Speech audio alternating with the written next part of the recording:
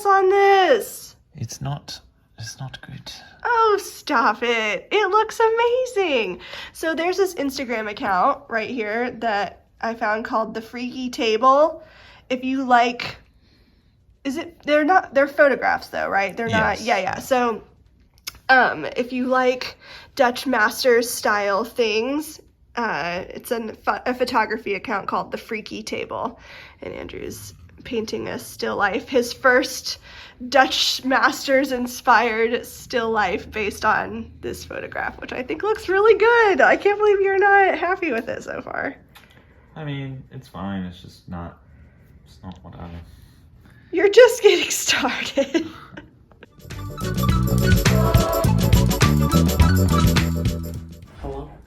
Hello. We are making our weekly meal prepping plan and grocery list. Normally we do this on Sundays, so we made it now. Let's see.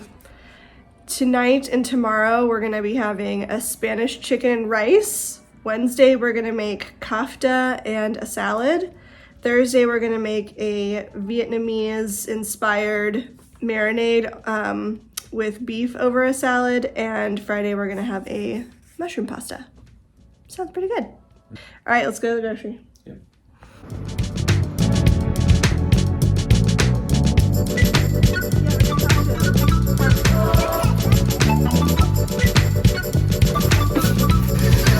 Shallot, a garlic head, and a red onion. A big red onion.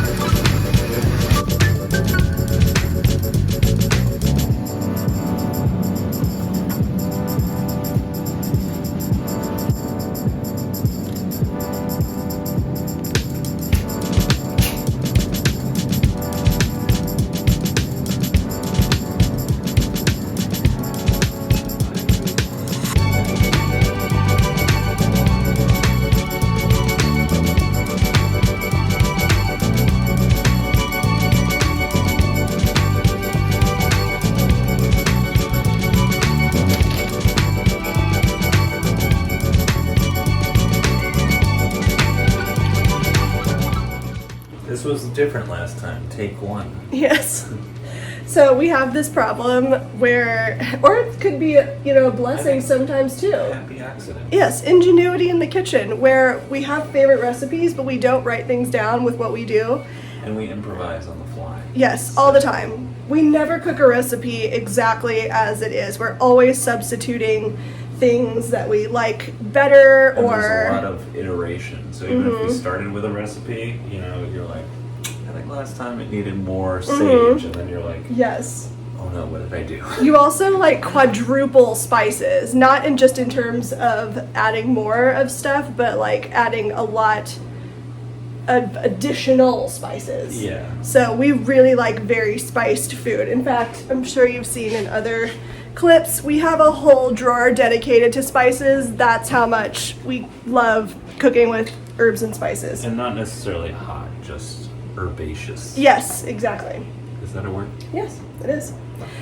So tonight we are cooking a recipe that we are like inspired by Spanish food. What's the basic premise of what you're doing here? So you're cleaning up the chicken first. I trimmed a lot of the fat off because we like leaner chicken, and this was particularly a fatty chicken. And then I'm going to rub the chicken with paprika, salt, and pepper. So we have smoked paprika, salt, and pepper. Any other flavors that or spices? Because that doesn't seem like a lot for you. Usually you add adobo to well, all that's that what stuff. the recipe called Oh, for. okay. I was going to add a pinch of adobo, and instead of regular salt, I was going to use that salt that Victor got us. I think oregano would be good in this too. Yeah. And then I'm going to be making a rice side dish with it, and I'm going to be adding, it's just plain white rice, and I've made a Sazon seasoning. I forget what all's in it. I'll put the link in the description box down below of all the seasonings that I put into Sazon seasoning. I didn't like make this up. This is just a recipe that I got online. And then we bought saffron for the first time. Holy that stuff is expensive, but I've been wanting to try it for so long, and saffron rice is like such a classic way to use it. So we're gonna put saffron in it. We're gonna try saffron for the first time, and then I'm gonna put some veggies in it, maybe some chicken stock in it. We have like little chicken stock, so I'm just gonna make something up with the rice, and then we'll also have just a little side salad to go with it too. All right, let's get cooking.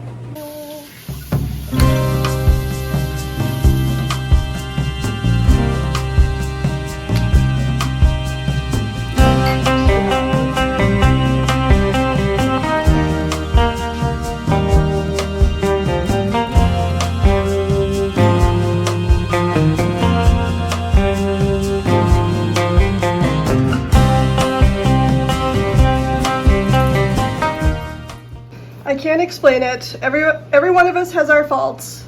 I cannot cook rice to save my life unless it is this boil in a bag kind. Every single time I manage to burn it, so I just know my shortcomings and I use the boil in a bag. This is the white rice version, but I also have brown rice and jasmine rice and a bunch of other kinds in there, but I just love this boil in a bag variety. So if you're like me, maybe give this a try.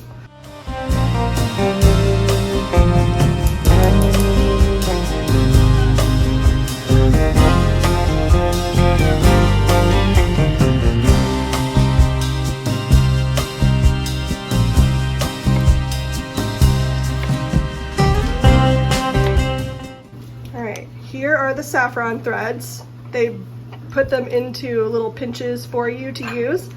I just did some research, and apparently the best way is to take a pinch of these, grind it up in a mortar and pestle, and then add the ground up saffron threads to like a couple tablespoons of hot water to kind of dissolve it into a really flavorful paste, and then add that to the dish.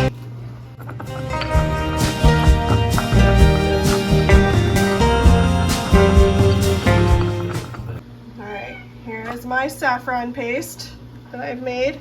I will add this to my rice dish. Once the rice is finished cooking, I'll put it into a different pan with the saffron threads.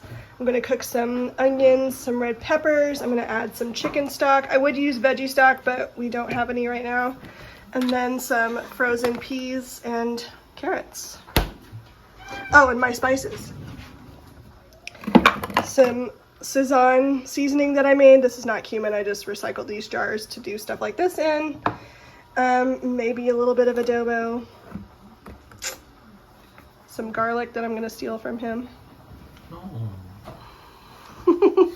You need all of it. Ooh. Meanwhile, Andrew's chicken has got his seasonings in here.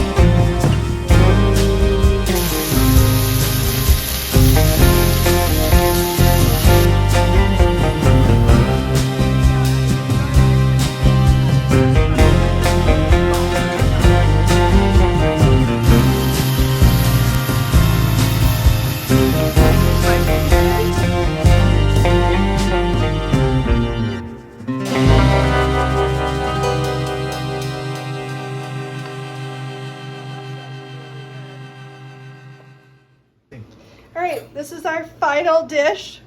Let's go taste it. We've got our Spanish chicken, Spanish saffron rice, a side salad that just has tomatoes, olives, a little bit of onion, pepper, oregano, garlic powder, and some red wine vinegar, and then these little deep fried potatoes. Oh, finishing salt? Mm-hmm.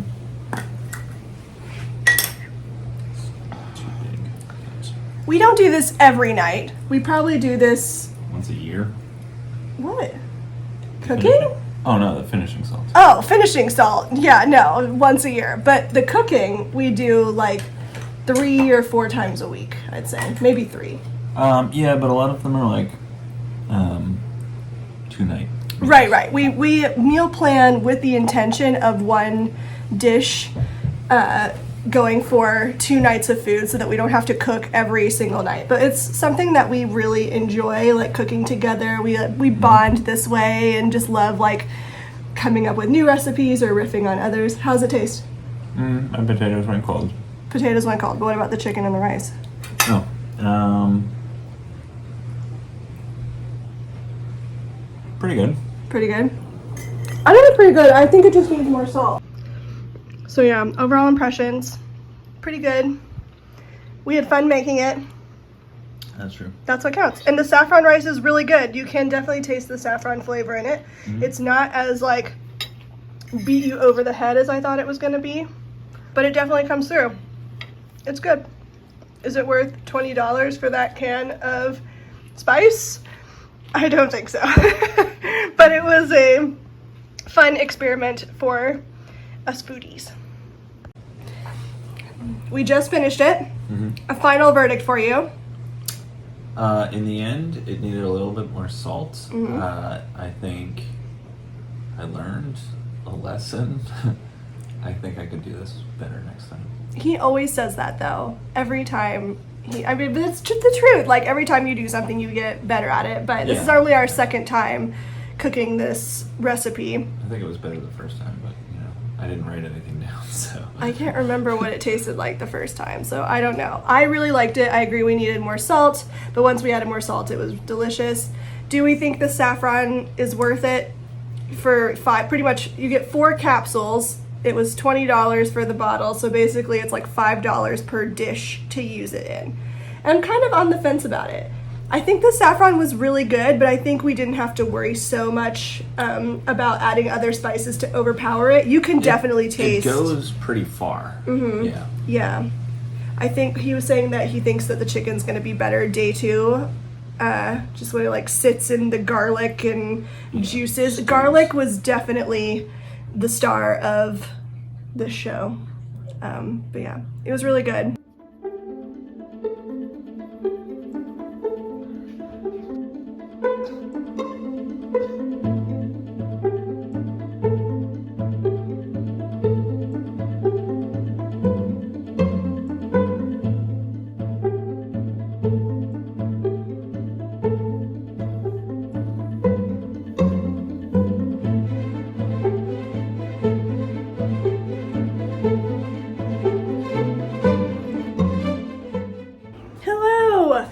It is just past noon today and I'm getting ready to make myself some lunch. Yesterday I bought stuff to meal plan a salad that I am just in love with ever since I found a YouTube video with this recipe. I've been in love with it. So essentially this is going to be a very foodie vlog for you guys, but it is what it is. Essentially you roast onion, zucchini, broccoli, garlic, lemon with some salt and some oil. Roast that in the oven and then put that on top of a bed of lettuce and then add some olives, add some chickpeas to it, some feta, some nuts of your choice. I use pine nuts because that's what we have right now. We have a lot of nuts, but the pine nuts taste really good. And then just like a dressing of olive oil and lemon, and it is so good and refreshing. I cannot tell you. It's like the flavors just really work for me. I am in love with it. So that's what I'm making for my lunch today.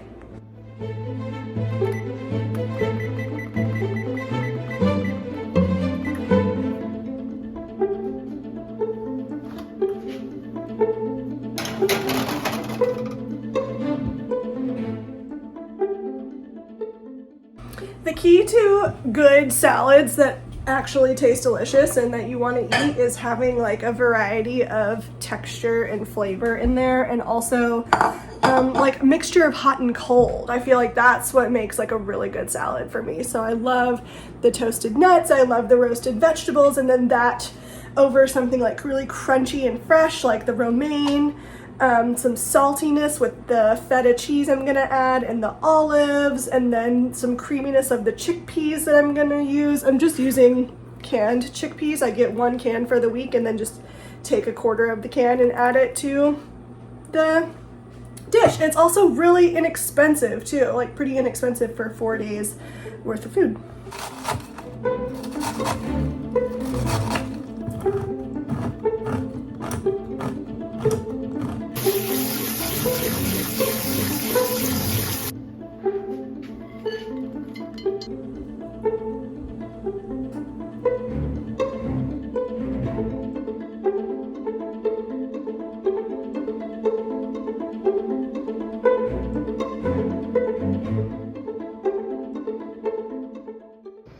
And there you have it, the finished salad. It's so tasty. I'm going to put like a plate on top of this and shake it up to mix everything together. But after that, it's ready to go.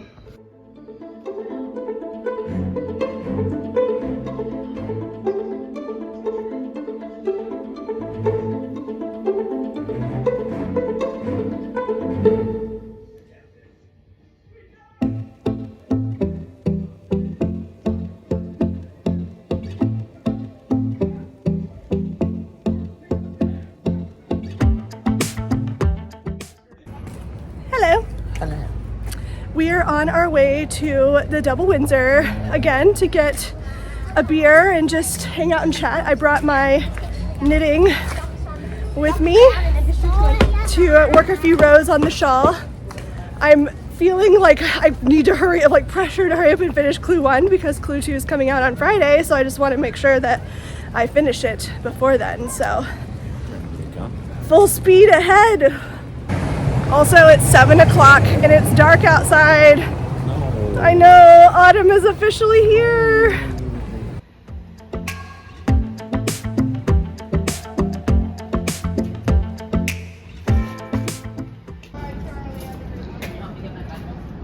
So remember that house that I told you guys about at Vlogmas last year? They said they decorate for every single holiday. This is that house. Of course they've decorated for Halloween. I just think it cheers up the whole neighborhood. I love that they do this. It's amazing. And the house next door, it's also spooky.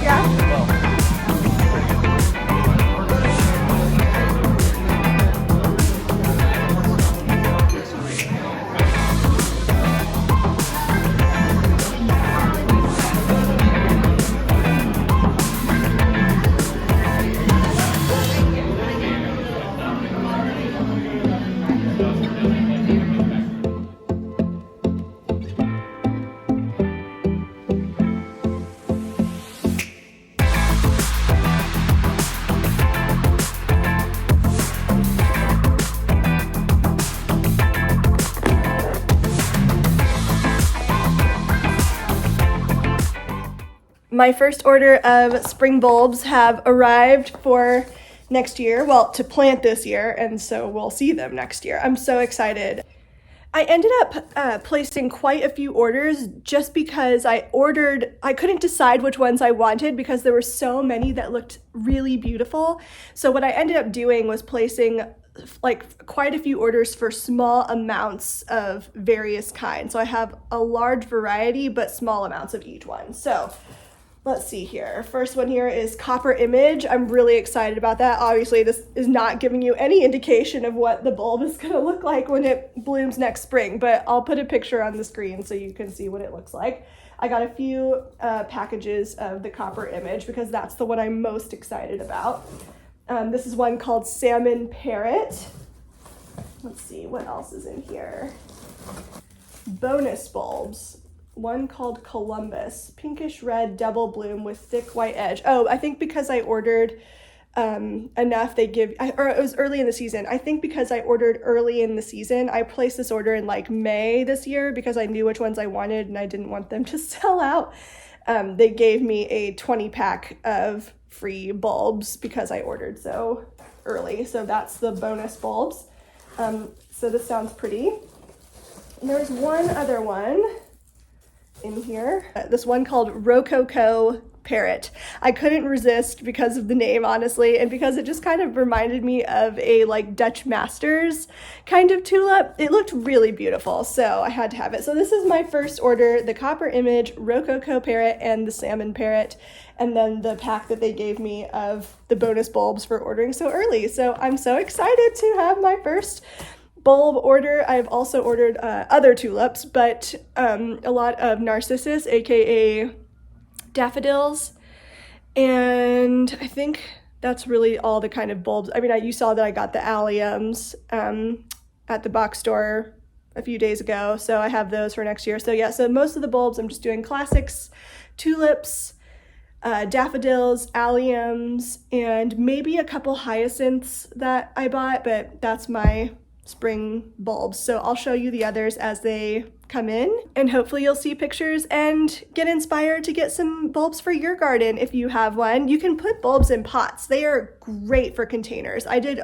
like 90% of my bulbs last year in containers and they bloom beautifully. Also, you can stuff those pots full of bulbs. I actually watched a video recently from Florette Flower. She's an amazing resource for all things gardening and flower growing. She has even said that in like a really big pot, like a pretty large one, that you can put 100 bulbs in one pot. So don't be afraid to like really stuff them in there if container gardening is your only option. So yeah, definitely an option for you.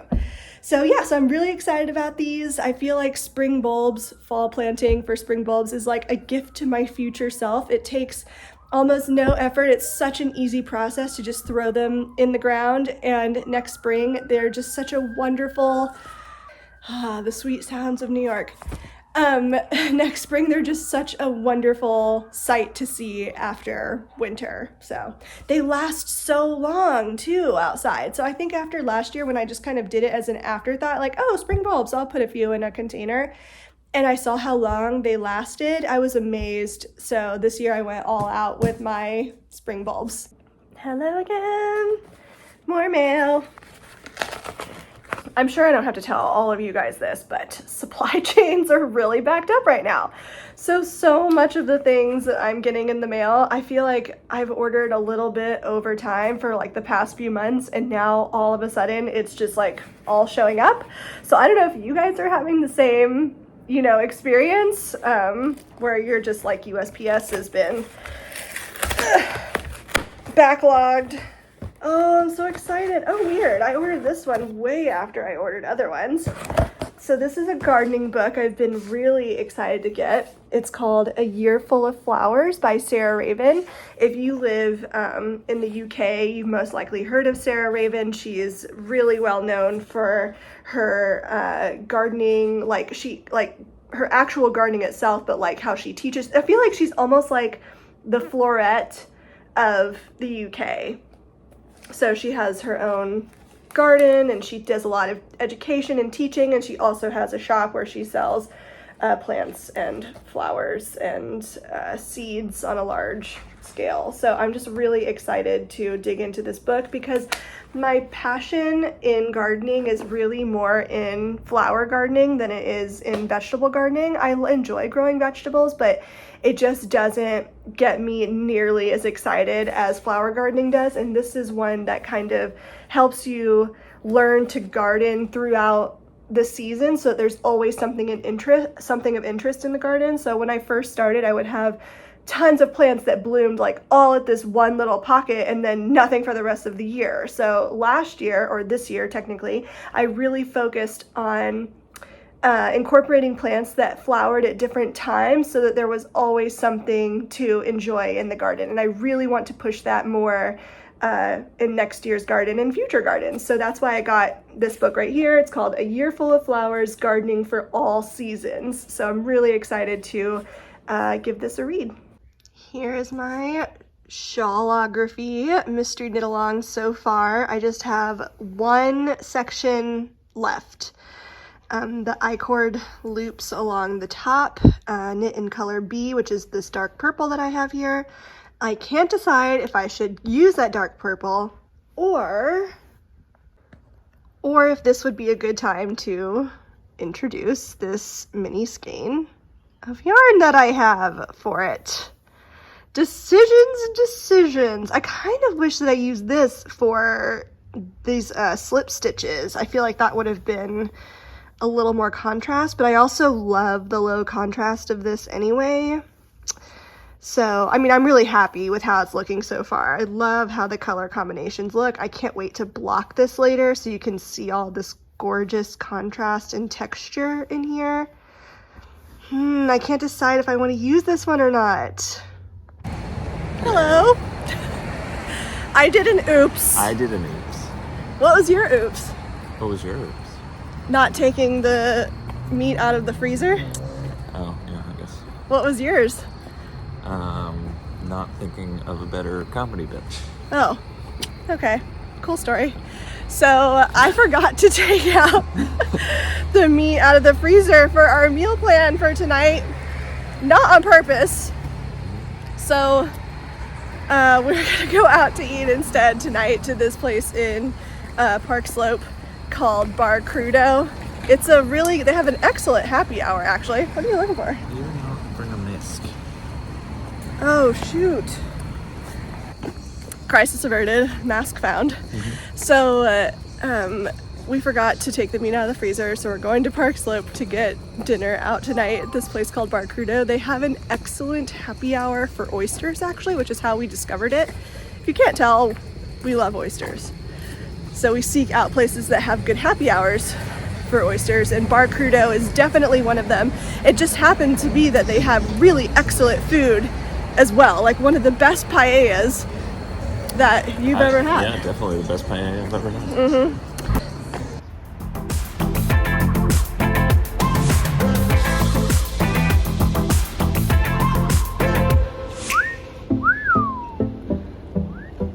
What a hottie.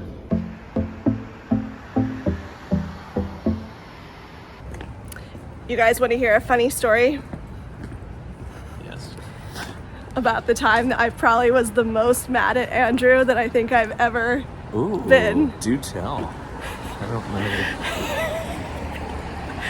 know. So we were in Philadelphia around October. It was in October. And we were trying to find a parking spot. Fair enough. Yeah. Trying to find a parking spot. And while we were driving around looking for a parking spot, we drove past a cemetery. It was just like along the way. But and it was like a small 1-block cemetery. So what? Surrounded by neighborhood. Just don't dig yourself deeper into this hole. I'm digging myself a cemetery grave. So small cemetery, across the street. They haven't even heard the story yet. I'm setting the scene. Setting the scene, huh? So, like, houses are like up to the edge of the cemetery. The cemetery has some trees. It looks like a park. Yeah, I mean, but a lot of cemeteries look like a park. Right, and it's in the middle of a neighborhood. Right. It's like surrounded. So it's in the middle of a neighborhood, a 1-block cemetery surrounded by other houses. And I looked over at the cemetery. I pointed. I was like, "Wow, they did a great job decorating for Halloween."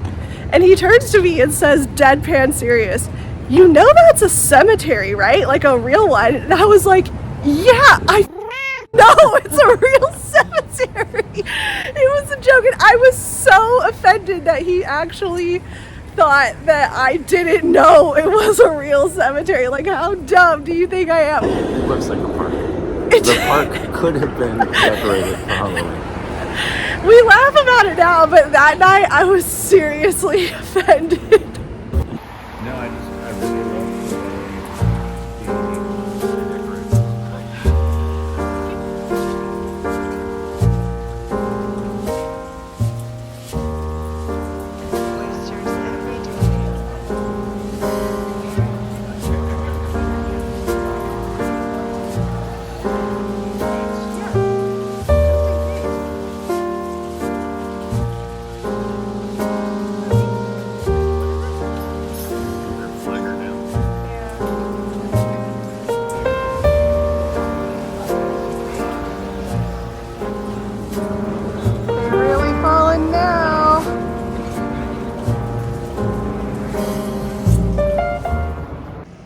I just had to drop off a package at FedEx, so I thought I would take a quick stop at the garden on the way back.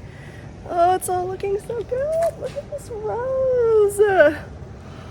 My poor climbing rose, I definitely need to tie it to the archway, but look at this one. Oh, so beautiful. Windermere rose, absolutely stunning. Look how big that bloom is. An absolutely stunning Olivia bloom. And Eustacia Vi back here is more rosette style. My poor lady gardener. I hope to replant this one somewhere else next year with better sunny position because it is struggling. Claire Austin, the rose I have climbing along the back fence. Look how voluptuous this bloom is. Some of them were tiny, some of them are really big like this one. I can't wait for this rose to fill up the back fence. I think I need to replant this grass though, or put a different grass in its place. I like the grass, but this one's too big. It's getting way too big for the space. I need like a dwarf grass, but more buds on the way.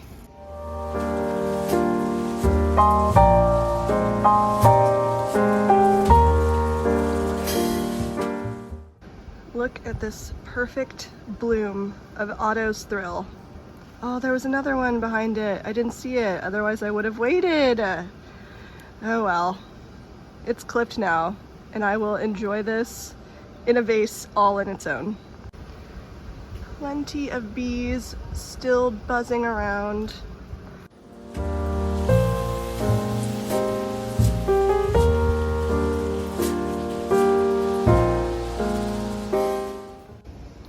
Abraham Darby, one of my absolute favorites. The blooms are just insane. Look how big that is. That's definitely as big as my hand. They're enormous, and this is just its first year. It's gonna get so much better with time. So much better. Abraham Darby is known to be kind of a disease magnet, but honestly, I feel like it's doing better than all of the other roses in my garden. Maybe because it's in a pot on its own. And I can smell the scent just standing here. Like whenever the wind runs through it, if I drop this, like I can smell the scent. It's so strong. Some petal confetti from the fallen flowers. I need to come out here and deadhead later, but that will be a job for later on. For now, I have to get back to work, but I will enjoy this beautiful bloom at my desk all day today.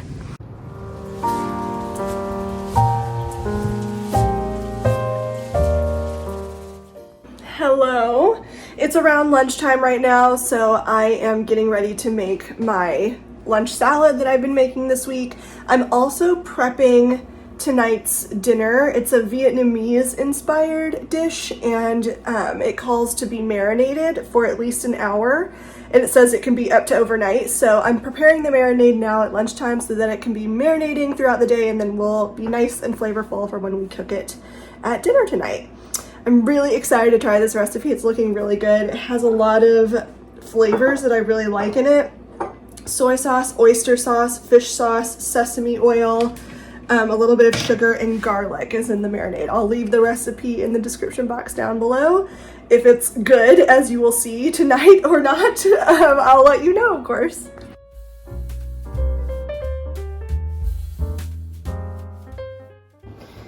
Here's what the marinade looks like. This smells so good, so good. All right, I trimmed my meat, cut it into 1-inch cubes as per the instructions, put it into the marinade, and now it's in the fridge. That marinade smells so good. I'm so excited to try this. And all of these ingredients are things that you can find in the US, at least in any like international section of your grocery store.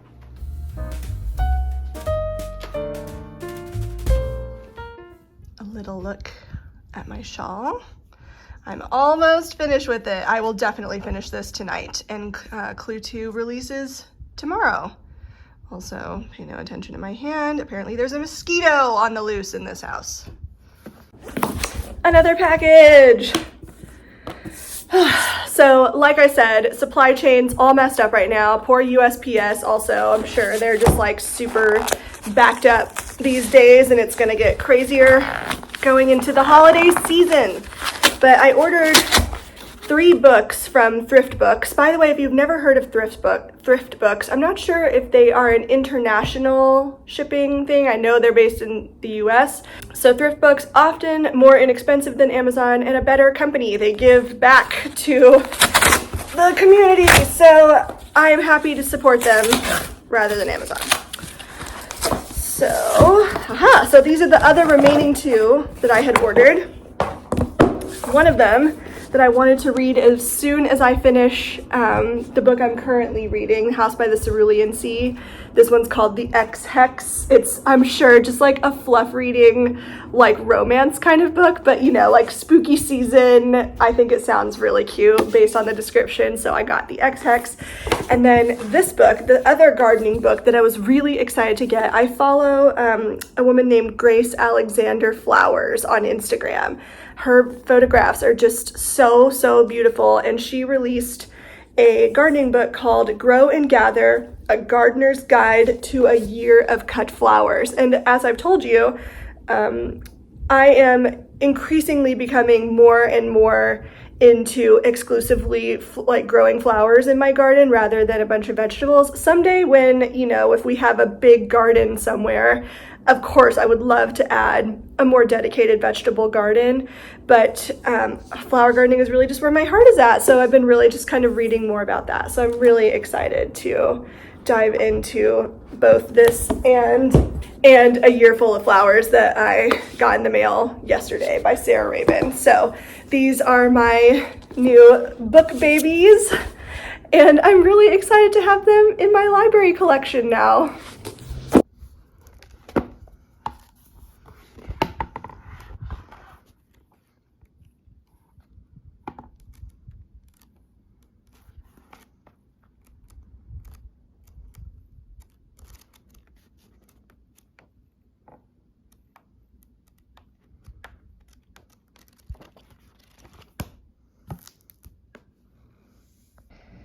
I'm at the end of my lunch break right now, but I wanted to take a little bit of time to dig into A Year Full of Flowers, Gardening for All Seasons by Sarah Raven. I am only 47 pages into it, and oh my goodness, I absolutely love it. She just talks you through in so much detail some ideas for seasons that can be really tricky for us, like winter, and then flowers that will grow in the winter. So like month by month, we have January and February. And then for each of those flowers that she suggests, she also gives you, let me see if I can find an example.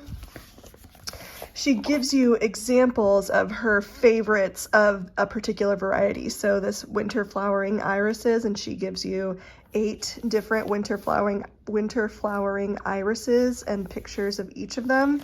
This is such an amazing resource. This is definitely one of my favorite, if not my favorite gardening book I've ever purchased. And I have quite a few on this shelf right here. New favorite for sure. I'm so happy with this purchase. I would definitely recommend this. And like I said, I'm only 47 pages in. Here's the page on pansies, aka violas, with her top recommendations for violas. It's just an incredible book. Absolutely amazing. All right, here's the final result of the marinade that I made earlier. It looks lovely. It looks good. It looks really good. Let's go taste test. This is so good. Mm-hmm. The mixture of flavors, the like sour and salty and sweet together, it's just like a really good combination. Mm-hmm. Really good. I doubled the amount of marinade that the recipe calls for. So technically we cut the recipe in half because we're making it for a 1-nighter instead of a 2-nighter, but I used the same amount of marinade that she did for the full recipe. So essentially we doubled the amount of marinade. And then we added cucumbers and carrots and peanuts to the recipe because otherwise it was a little plain. So we bulked up the salad by adding some additional veggies. It's really, really good. Mm-hmm. At long last, I have finished another pair of socks for Andrew. I think I've had these on the go for like a year now, maybe longer than that. I think you started it at Christmas. Christmas last year? Yeah. Oh. And I finished a pair of socks for Andrew. I don't know, I've just been in a real knitting mood lately.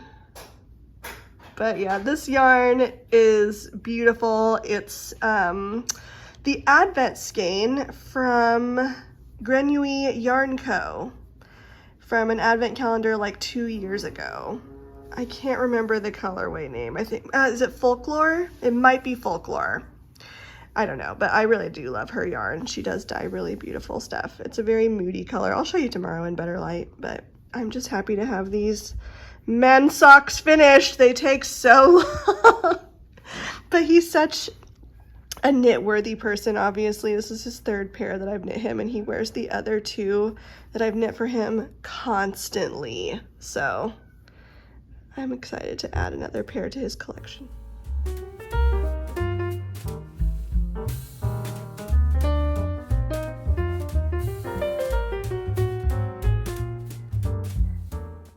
I just opened up Clue 2 and I skipped ahead in the video. I won't give anything away, don't worry, but oh my gosh, I'm so excited about the shawl. So excited. Here's my finished Clue 1. I'm really excited about how this looks. I cannot wait to start Clue 2. Let's do it.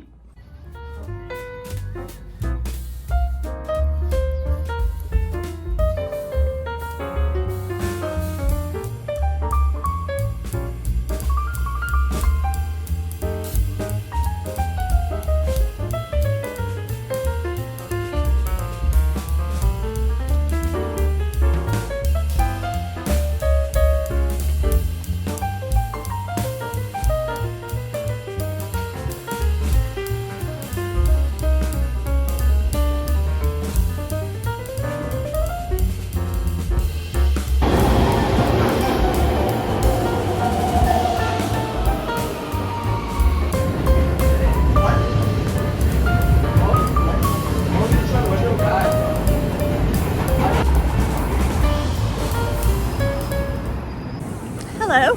Hi. We are in, what neighborhood is this? Like, that's when you asked me what it was, I felt like it was... NoHo? Yeah. I guess. Alright, well, we're south of Washington Square Park, essentially, in Manhattan, meeting one of my best friends for brunch. He moved away from New York a few years ago, a couple years ago, 1 year ago. Time flies. And he's in town right now for one of his friends' weddings, and so we're gonna get brunch before they go do that. So I'm very excited to see him. His name is Tim. Yeah, so we're going to a restaurant in NoHo called The Dutch.